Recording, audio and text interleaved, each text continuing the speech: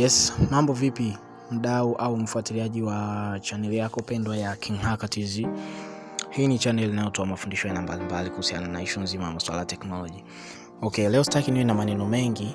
Nataka moja kwa moja nikaanze video yangu kama inavyoonyesha title hapo ya video, kwamba nitaeleza na pia nitaonyesha njia jinsi gani ya kufix tatizo la application not installed. Yani maanisha umedownload application either katika website au ni katika social network yoyote, iwe ni engine yoyote, labda ni Google Chrome au Mozilla Firefox au Opera Mini, popote pale, then unataka kuinstall application hiyo katika simu yako inagoma, au umedownload hata ni Telegram au ni mtu amekurushia, unataka kuinstall application hiyo inagoma, inakwambia application not installed.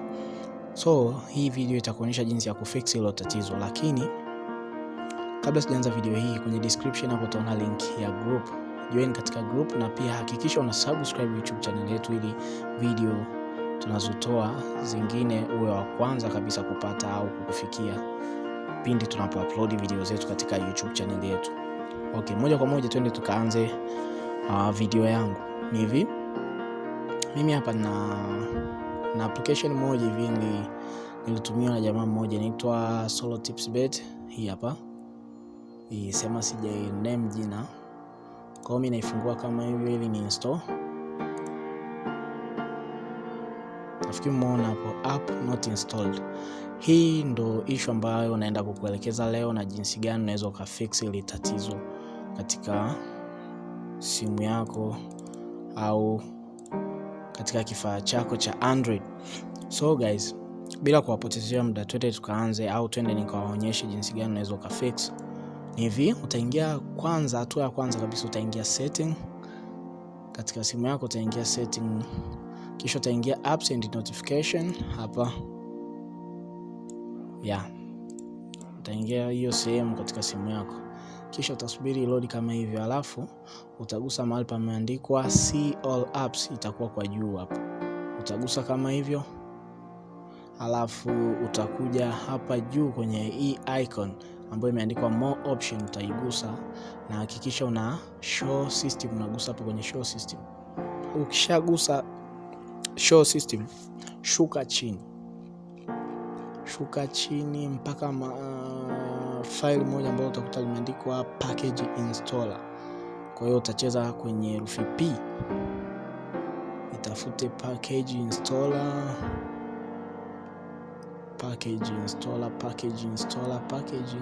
Ya hii hapa, hii ndo package installer, ifungue.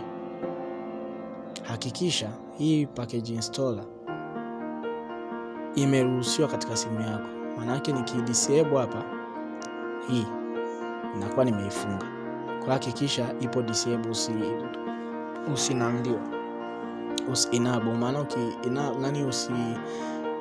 usi disable, hakikisha ipo enable, maana yake ipo open.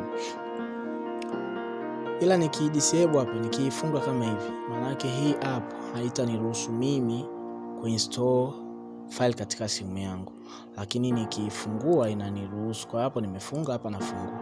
Hiyo ni jambo la kwanza. Lakini ukikuta ipo on, basi iache kama ilivyo.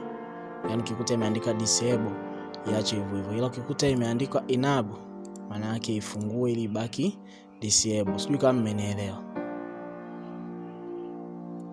Na ukishaikuta ipo open kama hivyo, nenda kwenye hii sehemu ya storage and cache hii, alafu clear cache na clear storage, piga okay, zinakuwa 0 hapa. Kisha rudi nyuma, mwanzo kabisa, nenda kwenye file lako ambalo unataka kuinstall.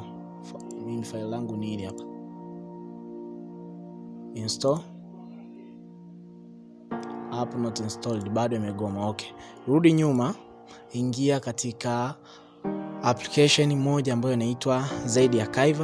Hii application inapatikana katika group langu la Kazi. Kwa nyinyi ambao hamna, pia mnaweza mkaingia Play Store ukaidownload hii app ya zaidi ya Kazi. Haiuzwi ipo Play Store. Kwa hiyo hata kwenye group langu utaipata app hiyo. Kama wewe ni member group langu, basi app hiyo utaikuta. Lakini kama wewe sio member na unahitaji kuwa katika group langu, unaweza ukaingia Play Store na ukadownload hii app inaitwa zaidi ya Kazi. Kwa mimi nitaifungua, kisha nitaenda katika file ambalo lina ile app. Ile file langu lipo katika ile file la Bluetooth. Nagusa hapa ili ni install. Kwa hiyo mimi ninachotumia ni hii application kuinstall. Hii Zedi Archiver natumia kuinstall ile file niliyotumia. Kwa hiyo nikishafungua kama hivyo, naingia katika lile file, nagusa neno install. App not installed. Nitakachokifanya, nitarudia tena install. App not installed. Ukiona na hivyo imegoma, rudi nyuma, kisha download application moja hivi inaitwa Zipsign. Hii kama una hii hapo, njoo kwenye group langu la Telegram, mimi nitakupa hiyo hapo, au utaipata hapo hiyo for free, utaidownload.